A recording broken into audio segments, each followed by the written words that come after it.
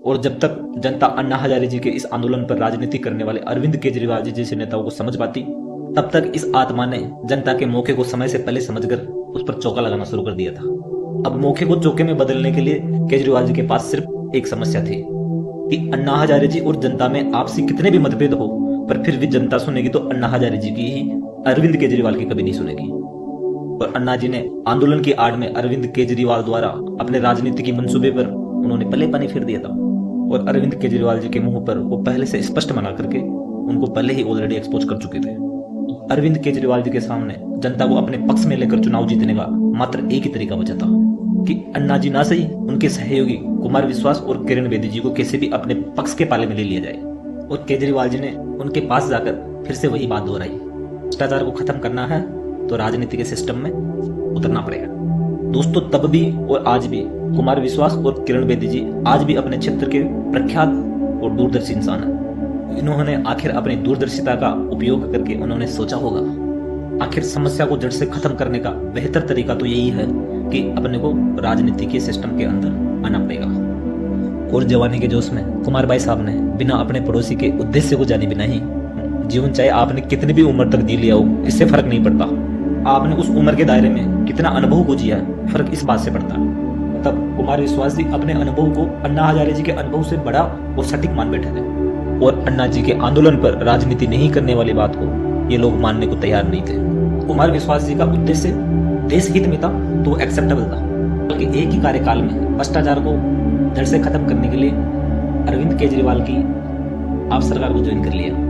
दोस्तों, जिंदगी में सही और गलत जीवन के दो पहलू है दोस्तों, कभी सही तो कभी गलत, बस यही क्रम चलता रहता है। और जो सही भी है, क्योंकि जीवन में इंसान सही और गलतियों से सीखकर ही जीवन की गुणवत्ता का निर्माण करता है। दोस्तों, इस जीवन के क्रम में गलत भी एक्सेप्टेबल है, पर वो तब तक जब तक तुम्हारा उद्देश्य सिर्फ और सिर्फ देश हित में हो।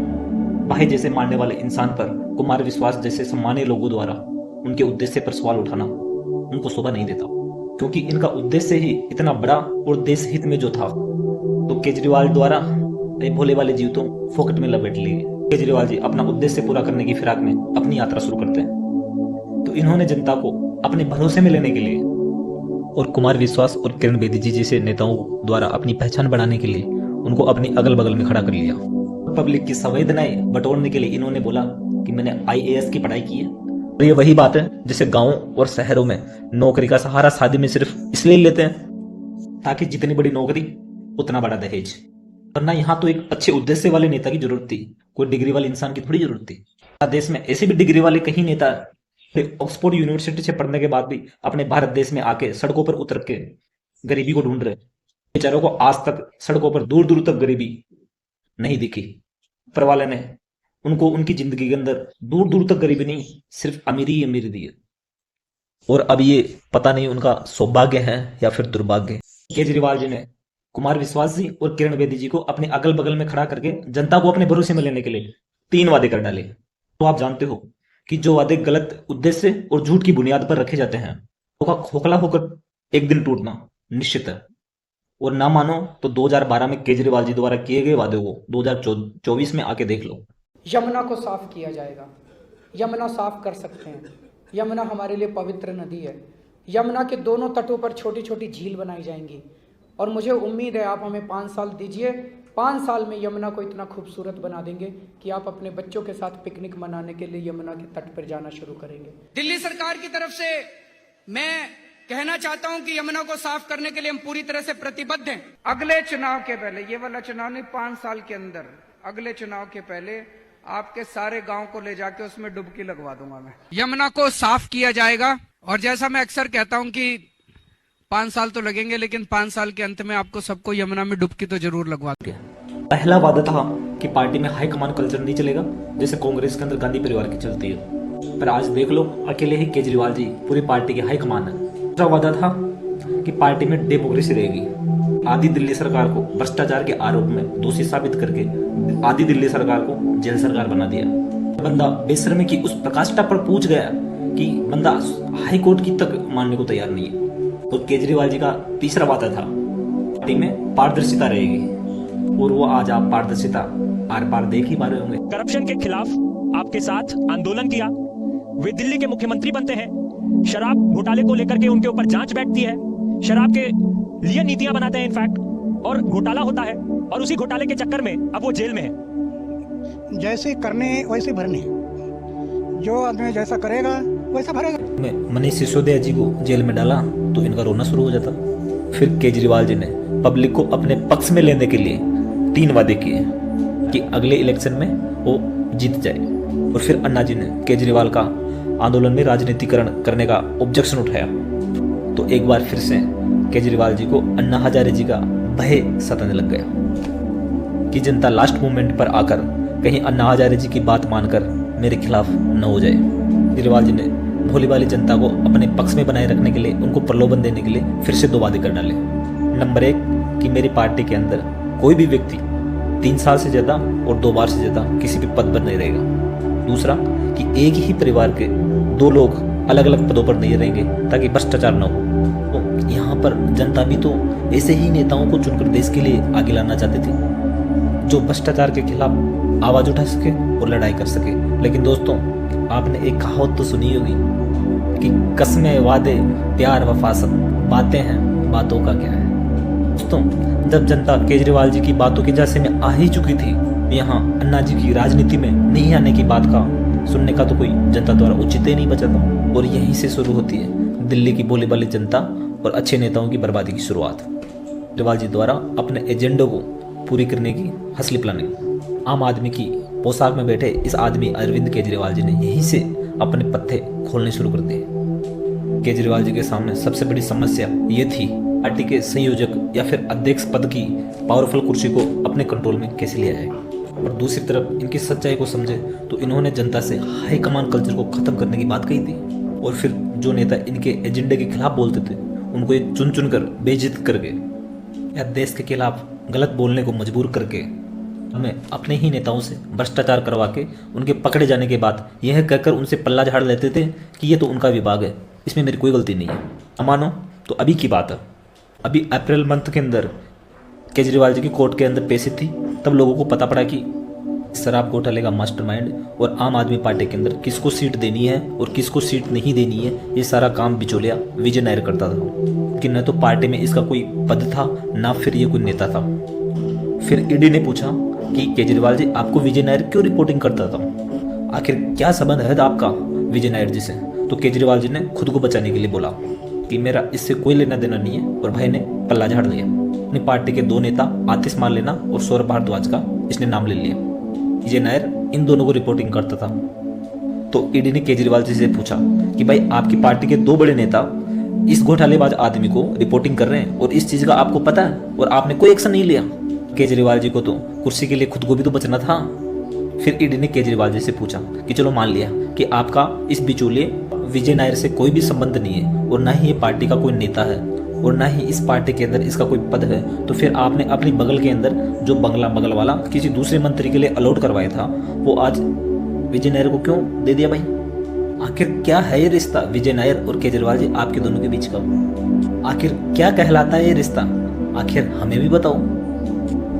आपकी भी कभी दारू घोटाले पे चर्चा करते हैं। अब आप सच्चाई जान ही गए होंगे कि क्यों ध्रुव राठी और रवीश कुमार जैसे आदमी इसका इतने भ्रष्टाचार होने के बाद भी इन लोगों को बचाने के लिए पीछे पड़े हुए हैं। अब शुरुआत करते हैं 2013 के इलेक्शन टाइम से। 2013 में दिल्ली में 70 में से 28 सीटें लाकर केजरीवाल जी ने भारी गठबंधन करके अपने सिर पर मुख्यमंत्री का मुकुट धारण कर लिया था। सदर इलेक्शन केजरीवाल जी के सामने सबसे बड़ी समस्या ये थी कि पार्टी के पावरफुल पोस्ट संयोजक के पद की कुर्सी किसके पास रहेगी। मुख्यमंत्री की पावर और IRS नौकरी की नीली शर्ट, चप्पलों और अपने खांसी की कसम खाते हुए इसने संयोजक की कुर्सी अपने पास ही रख ली।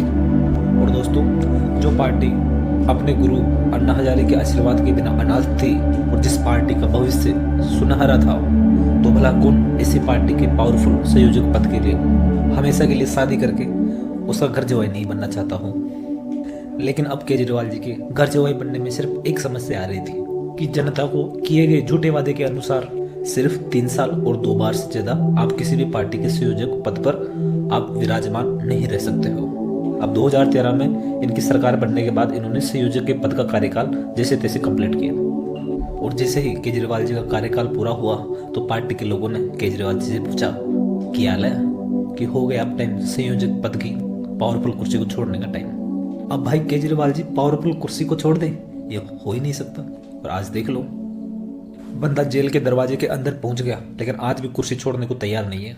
वरना हमारे देश की बीजेपी पार्टी के अंदर ऐसे भी नेता हुए हैं जैसे लाल कृष्ण आडवाणी जी, जिन पर 1996 में लोकसभा चुनाव से पहले भ्रष्टाचार के आरोप लगे थे, पर लाल कृष्ण आडवाणी जी ने तुरंत बिना जांच पड़ताल के ही अपना इस्तीफा सबसे पहले ले जाके दे दिया और बाद में हाई कोर्ट ने इनको बाइज्जत बरी किया। 1998 के अंदर उन्होंने फिर से इलेक्शन के अंदर जीत हासिल की, पर केजरीवाल जी द्वारा जांच में सहयोग नहीं करने के कारण हाई कोर्ट को भी जांच में कोऑपरेट नहीं करने के कारण इनको गिरफ्तार का वारंट जारी करना पड़ गया।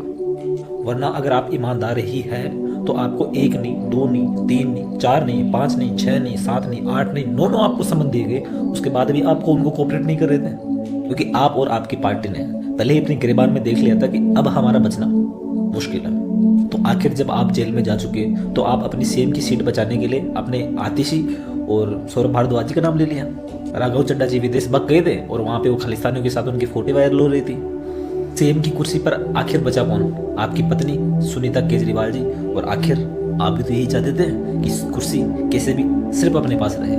सुनीता जी की ये हालत है कि वो आपके दिए गए भाषण को पढ़ने के बाद भी आज जनता को नहीं समझा पा रही है। उन्होंने कहा है, मेरा शरीर जेल में है लेकिन आत्मा आप सबके बीच है। आंखें बंद करो, मुझे अपने आसपास महसूस करो। आत्मा परमात्मा को बताकर आंखें बंद करके ऐसे समझा रही है जैसे किसी हॉरर फिल्म के अंदर किसी भूत का डिस्क्लेमर चला रहा है। राजकुमार विश्वासी होते तो आखिर आज आपके काम में आते ना। इसीलिए कहते हैं कुर्सी के लालच में इतने पागल नहीं होना चाहिए, क्योंकि केजरीवाल जी पानी कितना ही गंदा हो आखिर वो आग को बुझाने के काम में आ ही जाता है। पर अब तो आग लग चुकी है। अब ये बेचारे दोनों गुरु शिष्य रवीश कुमार और ध्रुव राठी कब तक आपकी आग को बुझाते रहेंगे?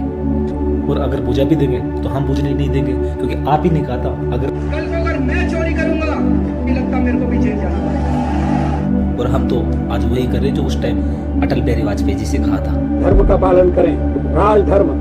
और जब केजरीवाल जी को संयोजक की कुर्सी का पद छोड़ने के लिए बोला तो उन्होंने सीएम की पावर की शक्तियों का यूज करके उन्होंने पार्टी के संविधान को ही बदल दिया।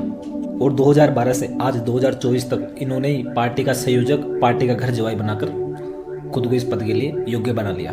और जब अब केजरीवाल जी के खिलाफ अपनी ही पार्टी के लोगों ने बगावत करना शुरू किया तो केजरीवाल जी के सामने सिर्फ 2 ऑप्शंस बचे थे कि या तो केजरीवाल के खिलाफ जो भी बोल रहा है उसको खाने पे बुलाओ और उसका पत्ता काट दो, या फिर मीडिया में जाके उनकी बदनामी करना शुरू कर दो, जैसे किरण बेदी जी के लिए उन्होंने एनडीटीवी में कहा। गलत संगत में, गलत संगत में। उस गलत संगत क्या है? उस गलत संगत बीजेपी की संगत है सर। अब जो बचे केजरीवाल जी के पक्ष के सारे नेता, उनको उन्होंने खुश करने के लिए सारे के सारे विभाग, सारे के सारे डिपार्टमेंट बांट दिए ताकि उनको खुश करके केजरीवाल जी उनसे बाद में अपना एजेंडा पूरा करवा सके। और जब पकड़ में आ जाए तो ये उनके लिए ऐसा बोल के कि ये तो उनका डिपार्टमेंट था और खुद को बचा लेते थे। आप भरोसा नहीं करोगे, इन्होंने दिल्ली सरकार के अंदर 33 डिपार्टमेंट में से 18 डिपार्टमेंट सिर्फ इस बंदे को दे रखे थे। मैं आपको इसकी लिस्ट देता हूँ। मनीष सिसोदिया जी को उन्होंने 18 डिपार्टमेंट, और इनको 5, इन भाई साहब को 5, और सौरभ भारद्वाज जी को 8, और इन भाई साहब को 2, और इनको 2 डिपार्टमेंट दे दिए इन्होंने। और फिर यहाँ से शुरू होता है केजरीवाल जी का हसले एजेंडा। 18